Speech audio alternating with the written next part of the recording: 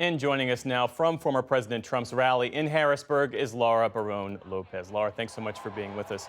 And look, as we saw, Donald Trump started his day in Chicago for what was an at times tense Q&A at the National Association of Black Journalists convention.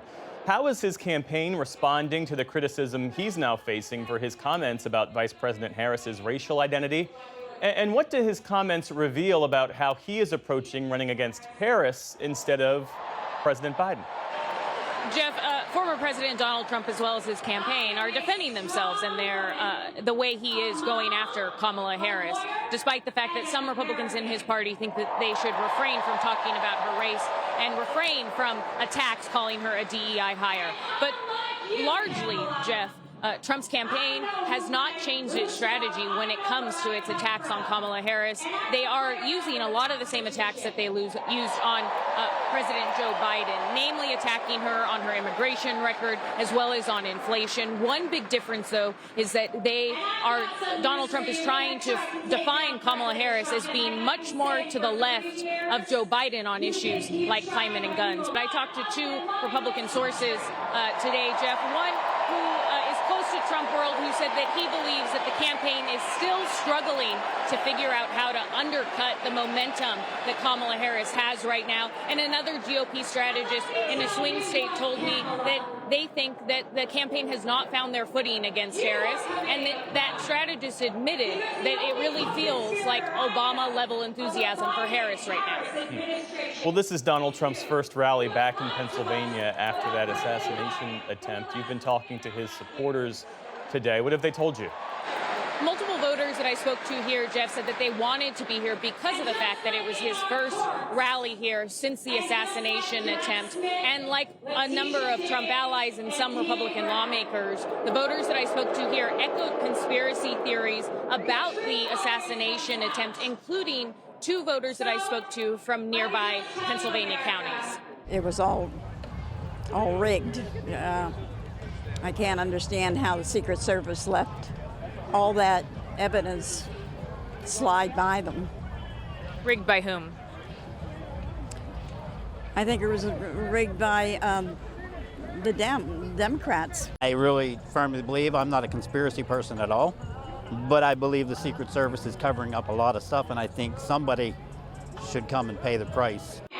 We heard a lot of that from voters here, Jeff. We also heard, voters also told me that they believed the lie from Donald Trump that 2024, in addition to 2020, is going to be a rigged election. And when it comes to the policy issues, a number of them said that border security, immigration, as well as the economy are their main issues. And when I asked them about Vice President Kamala Harris becoming the likely Democratic nominee, they said that they didn't think Harris would be harder for Donald Trump to beat than Joe Biden, and they weren't necessarily concerned about her becoming the Democratic nominee. Laura, what about Donald Trump's running mate, J.D. Vance? How were his supporters, at least those folks in Pennsylvania and Harrisburg that you spoke to today, how are they responding to that?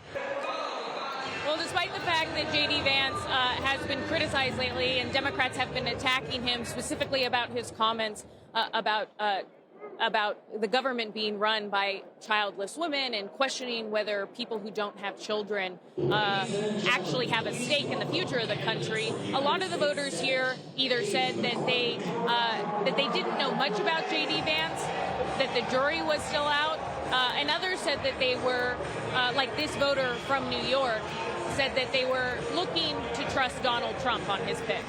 I didn't know too much about J.D. Vance. I'm doing my research. I don't take anybody for face value anymore. There's a lot of rhinos out there, and I'm just hoping that President Trump, is working from a higher place and he picked the best man for the job. And like I said, the verdict's still out as far as I'm concerned.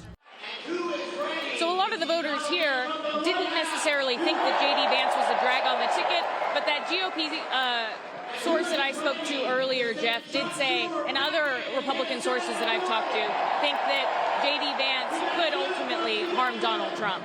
Meantime, Laura, Donald Trump is trying to distance himself from Project 2025. This is this blueprint for a second Trump term.